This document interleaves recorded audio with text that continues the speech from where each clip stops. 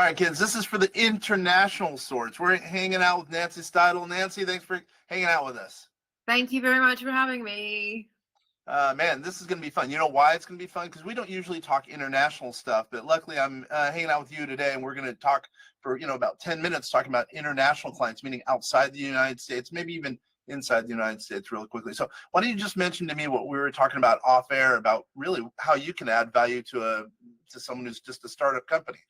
Absolutely. So I deal with international clients around the world. There is a core, like an apple has different colors, but there is a core when it comes to business. So no matter where you are in the world, the first thing I always say to clients is do a business plan. But I do find that a lot of clients that decide, let's say you're in the UK and then you decide, well, I'm going to open up something in the States. It's very important that you do a business plan for that international market, because a lot of people think, well, I'm in the UK, everybody, the world is like the UK, but they're not. So when you go into the US market, you really need to understand that. I did an economics course at Harvard University, and one thing I learned was there was a case where McDonald's in America opened up in the UK, and they failed really badly at the beginning because, I'm from Canada, you're from the States, and we're very friendly. And when people, when you go into the shop, everyone's like, hi, how are you? But in England, it's very conservative. So people would go up to the till and they'd go, hi, how are you? And they would be like, no, don't speak like that, So you need to know the cultural differences, and also from your angle, the tax purposes, because everywhere has different tax structure.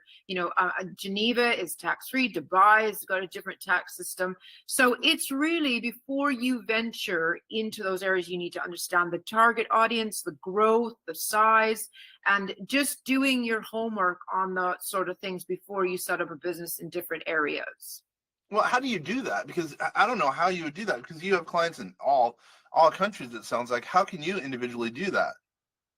So I mean, a good example is I had a client from Iran, and she wanted to open up a health app, and she wanted to start on the innovative visa that was in the UK. So I help people through the innovative visa as well into the UK. And I told her, you have to come to the UK for a year and really feel this market before you set up. Because she did have to do the research. She had to know how many people are in the UK, and then narrow it down to how many people might be, in this health organization or sector, and then narrow it down in the area and the location and see if there's a growth opportunity. Because it's not about the quantity of the country, it's the quality. So where you're going to start this business really matters. If you're going to come to London and start a business in London, then there's a bigger sort of scope of people that if you would start in Oxfordshire, let's say. But then again, those people might not be your target audience in Oxfordshire, and they might be in London. So you need to spend a really good time and understand the country and the demographics and the economics of it. So what's a typical engagement look like if you're, let's say someone needs your help in the United States, as an example, being domestic now? What's an engagement look like with you typically? Well, I really have to find out what they want to do in the UK, So also look at their business plan, and maybe, the business plan in the US market might be not suitable for the UK. So we might have to do a brand new business plan. And, I am educated in the UK. I've been here 25 years. So I can help them understand the economics of the UK. But again, I would suggest that they come over, even on a tourist visa, to see this before they come out. In countries such as, those corrupt countries, if you set up in something in China, there was two chaps that set up a casino in Thailand, and you can just imagine how much the government tried to get out of them, because it's a corrupt country. So again, the corruption in some countries, you think, oh, well, I'll open something in China. Be prepared. You're going to have a lot of corruption, a lot of issues with trademark, infringement, IP infringement. So you've got to narrow down those risks by doing a business plan or some sort of structure in that country. Let's wrap you in AI, because I know you're big in AI. How do you use AI to do some of the services, maybe in your own business or maybe that of the clients with to whom you're serving?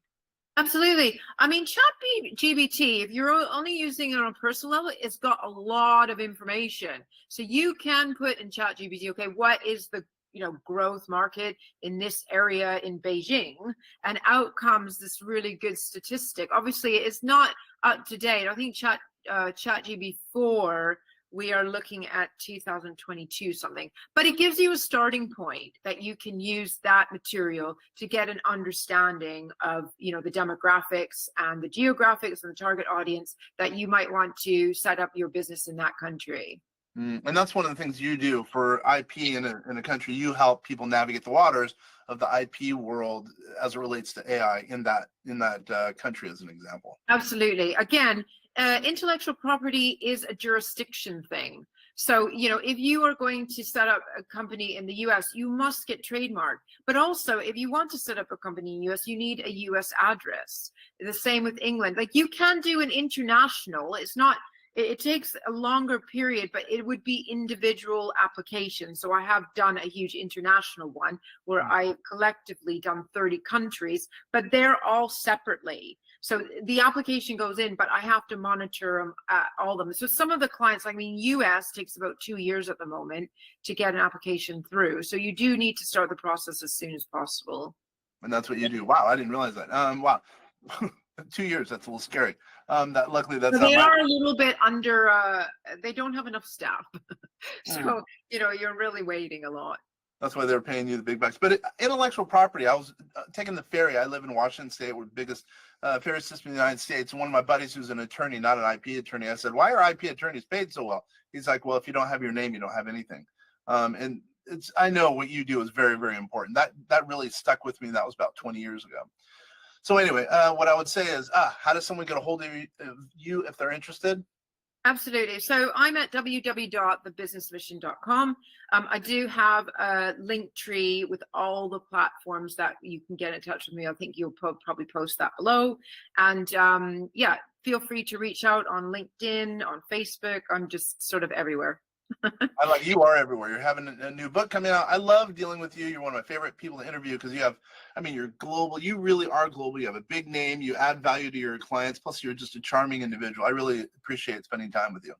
Thank you. Yes. No, I like to converse with you. I think our podcasts and interviews can really help educate people about what they don't know in business. I love it. Yeah, people don't know everything, and this we're here to help add value. Everyone, you know, it's been a pleasure. I'm so glad you guys are all taking time to watch, listen, or whatever the case is here, because we're here to help you, the business owner. You have a lot of options, and you're hanging out with us. Once again, this is Kenneth French from VastSolutionsGroup.com. I really appreciate you spending the time. Thank you.